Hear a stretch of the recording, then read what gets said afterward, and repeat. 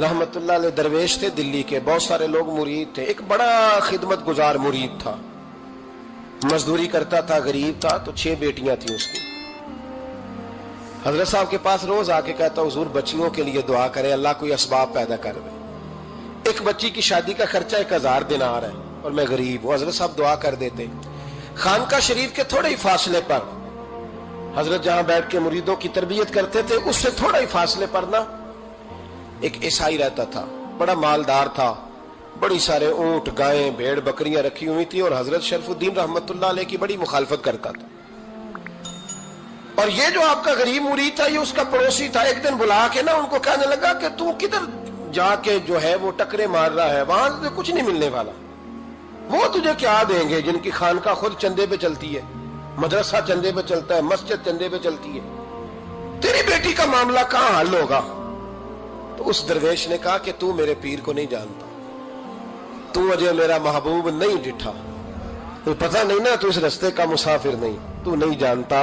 उनका बस चले ना तो वो हर कीमत में मेरी बेटियों की शादी करा दे। अब वो ईसाई था, कहने लगा अच्छा चलो ठीक है, अगर इतनी बात है ना तो जाओ उनसे जाके कह दो कि 6 साल के लिए मेरे साथ मुआहदा कर लें, तो मेरे जानवरों को चारा डाल दिया करे, 6 साल ड्यूटी करे, मैं 6000 दिनार दे देता हूं। वो मेरे साथ 6 साल मेरे जानवरों को चारा डाले, रखते हैं ना आप चारा डालने के लिए एडवांस पैसे दे के। अब तो लोग उन्हें भी गुलाम ही बना लेते हैं, बड़ी थोड़ी तनख्वाह देते हैं, जुल्म करते हैं, पूरा मुआवजा नहीं देते। हजरत शेख शरफुद्दीन के बारे में वो कहने लगा, जब अपने पीर से जाके कह के मेरे जानवरों को 6 साल चारा डाले, मैं 6000 दे देता हूं, तू जो कहता है हर कीमत पे जाने को तैयार है। उसने जब ये बात की तो मुरीद ने नाराज हो गया, वो लड़ाई हो गई, गिरबान पकड़ लिया, झगड़ा हुआ, बात बड़ी दूर गई। इस तरह की बात करता मेरे हजरत के बारे में, तेरे जैसे कई मैं वहां काम पे रखा दूं।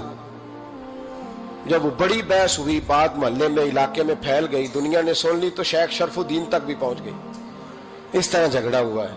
लोग सो गए इशा की नमाज के बाद। हजरत साहब ने ना सर पे कपड़ा लिया, उस ईसाई के दरवाजे पे दस्तक दी, वो बाहर आया, फरमाने लगे लोग तो सोच समझ के मुलाजम रखते हैं, तूने भी तो सोच ही लिया होगा, तभी तो मुझे ऑफर की है। तू अपनी ऑफर पे कायम है? वाकई मुझे रख लेगा और 6000 दिनार दे देगा? कहने लगा जा बाबा काम कर अपना। फरमाया नहीं, तूने इतने लोगों में बात की, इतनी बहस हुई, तो कायम है? कहने लगा मैं तो कायम हूं, पर आपने नहीं कायम रहना। फरमाया मैं सोच समझ के आया हूं। उसने कहा आप ड्यूटी करेंगे, भैंसों को चारा डालेंगे? फरमाया एक शर्त, बस जब अजान हो जाए ना तो मुझे रब की नमाज पढ़ने की इजाजत दे देना, बाकी सुबह शाम जो तू कहेगा। अगर उस गरीब की बेटियां ब्याही जाए तो मुझे और क्या चाहिए? उसकी 6 बेटियों का बोझ है उसके सर पे, तू मुझे रख ले। अल्लाह अकबर। वो कहने लगा चले पे मेरे साथ खते बंदगी कर ले। आजकल हम स्टाम करते हैं, उस जमाने में खते बंदगी होता था, गुलामी का खत काजी शहर के पास, यानी उसका ख्याल था कि चलो स्टाम की बात करूंगा तो भाग जाएंगे। फरमाया चल मैं तैयार हूं। काजी तक गए, तय हो गया, 6000 दिनार दे दिए। हजरत ने मुरीद को बुलाया, फरमाया पुत्र ये ले जा, जा मेरी बेटियों को रवाना कर दे। कहने लगा हुजूर ये क्या कर रहे हो आप, कुछ सोचे? फरमाया यार जब तुझे बेटा बना लिया तो फिर मेरी पोतियां तो लगती हैं ना, मेरा हक तो बनता है ना, जा जाके ड्यूटी कर, उनको ब्याह दे। बात फैल गई, बादशाह भी अकीदतमंद था, वो 12000 दिनार लेके पहुंचा। क्या बताऊं इन रब के बंदों का दिल कैसा होता है, क्या दर्द होता है, क्या रंग। 12000 दिनार लेके बादशाह आया और आके हजरत को पेश किए, का हुजूर आप दें इस ईसाई को डबल दें और जाए काम करें। आप फरमाने लगे तू पैसे दे, शर्तें ना लगा, मेरा जहां दिल करेगा मैं खर्च करूंगा, मुझे तो मजा ही अब आने लगा है, अभी तो लुत्फ आ रहा है, अभी तो जायका आया है कुछ करने का, पैसे देने या तो दे, पाबंदी ना लगा, जहां मेरा दिल करेगा मैं। उसने कहा हुजूर ठीक है रख ले।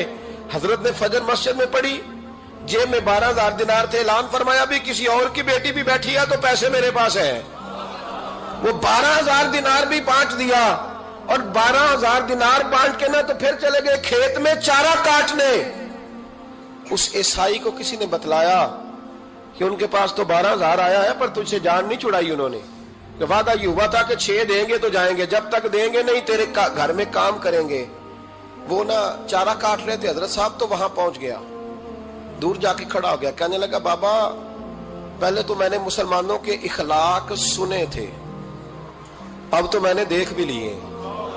پر یہ بتا جب 12,000 آیا تھا جان کیوں نہیں چھڑائی؟ تو حضرت چارہ کاٹتے کاٹتے رو پڑے، فرمانے لگے تو نہیں نہ جانتا یہ بیٹیاں سانجھی ہوتی ہیں، پتہ نہیں نا؟ میرے رسول پاک نے تو حاتم تائی کی بیٹی کے سر پہ کپڑا رکھ کے کہا تھا بیٹیاں برابر ہوتی ہیں، تو یہ نہیں پتا جب اس کی 6 بیٹیوں کی شادی ہوئی ہے میرے اندر روحانیت کتنی بڑی ہے۔